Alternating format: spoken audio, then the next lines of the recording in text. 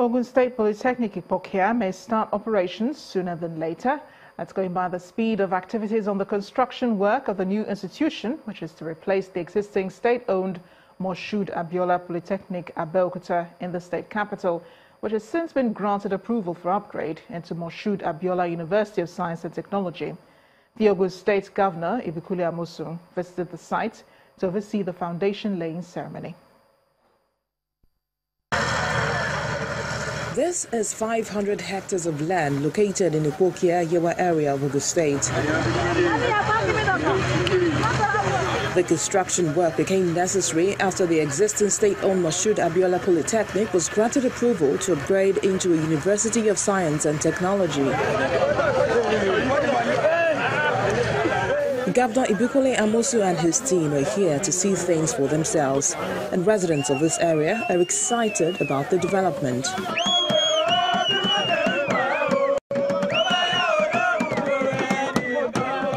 From the site, he moves around the community and meets with the traditional rulers.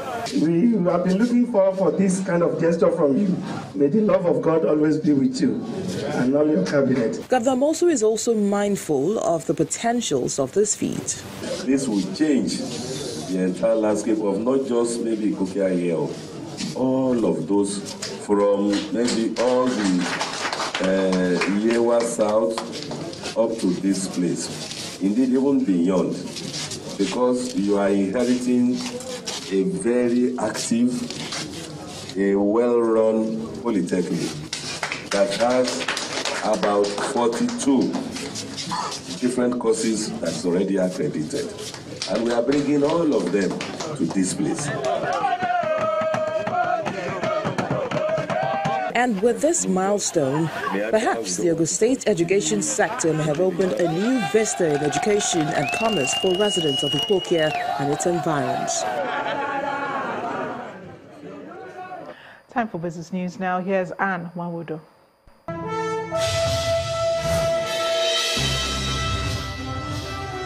Thanks a lot, Amarachi. We begin business news tonight with the former president of Tanzania, Mr. Benjamin Mkapa, saying that Nigerian government should resist the signing of European Union's Economic Partnership Agreement. As the keynote speaker at the annual lecture of the Manufacturers Association of Nigeria, he describes the agreement as counterproductive for African frontier markets. Reacting to this, Nigeria's Minister of State for Budget and Planning, Mrs. Zainab Ahmed, said government's position on this agreement remains that of rejection. There are bad agreements. They are antithetical to the aspirations, as I said, of African countries to undertake some degree of industrialization, to add value to their primary products, agricultural production, to also be able to add value to their natural resources. When you're asking that they should export all those without any form of taxation, you are killing the opportunity for value addition in the country.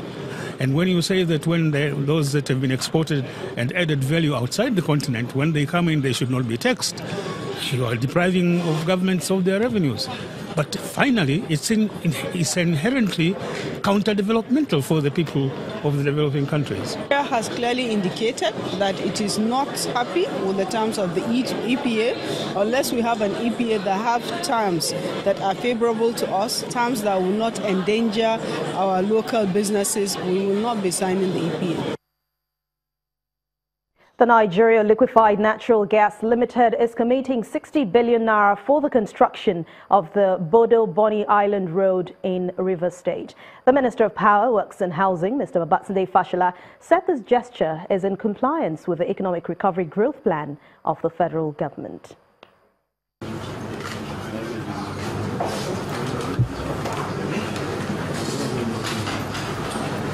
This signing ceremony signals a major step towards the construction of the Bodo-Bonny Island Road project, a tripartite agreement between the federal government, the Nigerian Liquefied Natural Gas, and Julius Berger.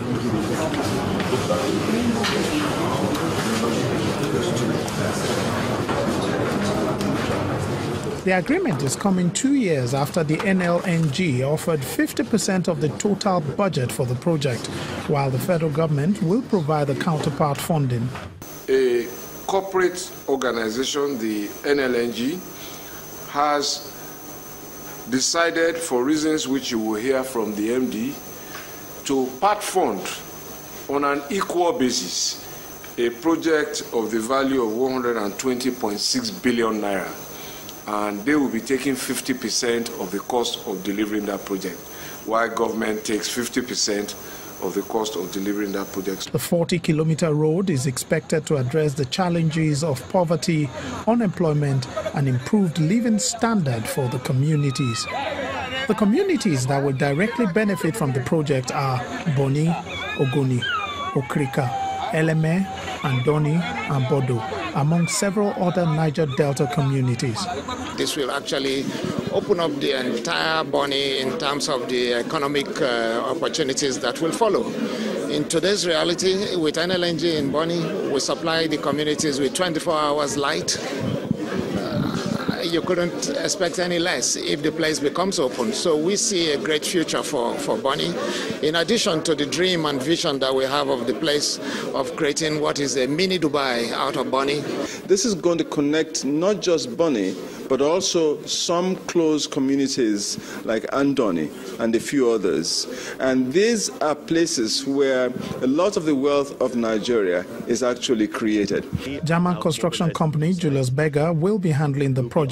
In the last couple of weeks, we have already pre-mobilized. We are already doing some survey works there. We are doing some soil tests there. But now the full mobilization will now start.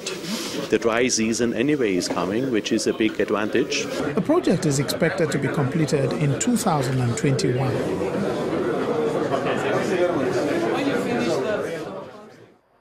Nigeria's stock market added 70 billion naira in its second recovery this week, particularly from the industrial and the consumer goods blue chip equities. For details of today's transactions, let's join BC Adebayo.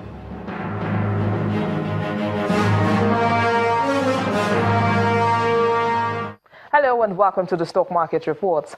The NSE All-Share Index is crawling back to the 36,000 level a second time this week after getting a 0.55% push today from some mid-cap and bellwether stocks. The market also saw a little impact from the decline in the banking and oil and gas sectors on positive investor sentiment in three other key sectors. Thursday's recovery comes despite a negative breath of 19 gainers led by Fitz in Healthcare, AG Leventis and Linkage Assurance, against 24 losers led mostly by CNI Leasing's 9.27% drop in share price. Total volume of trade transacted for the day was 128.31 million units of shares, all traded in 3,241 deals, driven by Zenith, GT Bank and Sky Bank. And that's it on the stock market reports. I am BC Adebayo. Thanks a lot, BC. Well, it's mixed performance across the board for major world stock markets today as investors react to the Bank of England's signal of interest rate hikes to come, higher inflation figure in the US, and weaker than expected China economic data. Take a look at the numbers.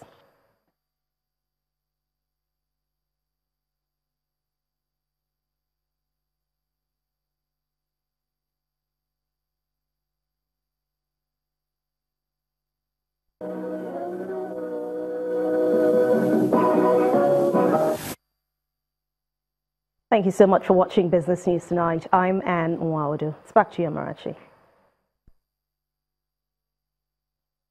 The Bayelsa State House of Assembly has passed a vote of confidence on Governor Seriake Dickson.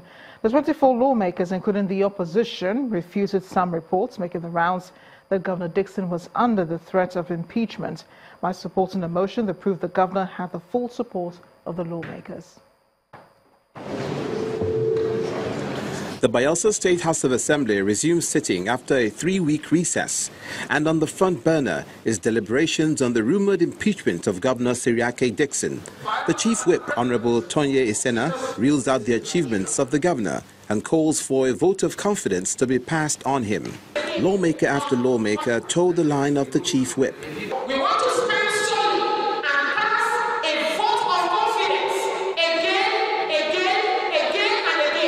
on Honorable Governor Seriake Dickson because he has exceeded our expectations. Mr. Speaker, we are seeing developments from all fronts that shows that he has an understanding understanding of the problems of the Zoma and the Bayelsa, and a needed no kickstart than to start from the beginning to attend to the challenges. The Speaker also agreed with the views of his colleagues. Government is to provide both developmental programs, projects, and to ensure that we live in a peaceful environment. And that is what this government are going to do. This vote of confidence, passed by the Bayelsa State House of Assembly on Governor Siriake Dixon, appears to finally put to rest rumors of impeachment which had beclouded the state.